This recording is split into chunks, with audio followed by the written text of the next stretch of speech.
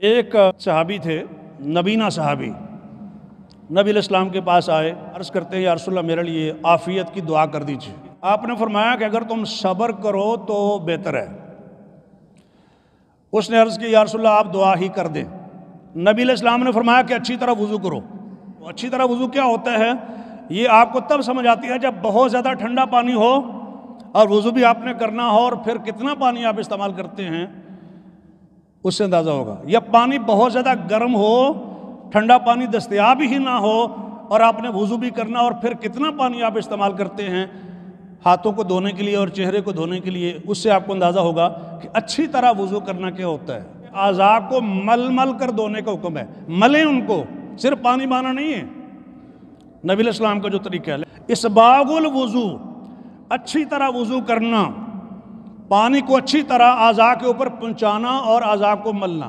فرمایا اچھی طرح وضو کرو اور پھر آپ یہ دعا مانگیں، خود وضو کرو اور پھر آپ اللہ سے دعا کریں، اللہم انی اسألک، اے اللہ میں آپ کا سوالی ہوں، آپ سے سوال کرتا ہوں، وَأَتَوَجَّهُ إِلَيْكَ بِالنَّبِيِّكَ محمد النبی الرحمہ، اور نبی رحمت حضرت محمد جو آپ کے نبی ہیں ان کے ذریعے سے، ان کے وسیلے سے میں آپ کی طرف متوجہ ہوتا ہوں، انی توجہت بک الی ربی فی حاجتی، کہ میں آپ کی طرف متوجہ ہوا ہوں آپ کے ذریعے سے اپنے رب کی طرف اپنی ضرورت کو پورا کرنے کے لیے، یعنی میری جو حاجت اور ضرورت ہے، میرا جو مسئلہ ہے اس کو حل کروانے کے لیے اے اللہ میں آپ کے نبی کے ذریعے سے آپ کی طرف متوجہ ہوا ہوں تاکہ آپ میری ضرورت کو پورا کر دیں، میری جو حاجت ہے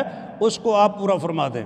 یہ کس طریقے سے دعا کی گئی ہے ابھی تک آپ کو نہیں سمجھ آئی ہوگی کہ یہ کس طرح کی دعا ہے اور کیا ہوا ہے اور کس طریقے سے کس کے واسطے سے دعا مانگی گئی ہے، لیکن آگے جو الفاظ ہیں اس سے یہ ساری بات سمجھ آتی ہے۔ اللہم فشفعہ فیہ، وہ نبینا صحابی دعا کرتا ہے اے اللہ میرے حق میں اپنے نبی کی شفاعت اور سفارش کو قبول فرما لیجئے، یعنی آپ کا نبی میرے بارے میں جو بھی التجا کرے اللہ اس التجا اور سفارش کو قبول فرما لینا۔ یہ ہے وسیلہ۔ وقت ہوا چاہتا ہے انہی الفاظ پہ اکتفا کرتا ہوں۔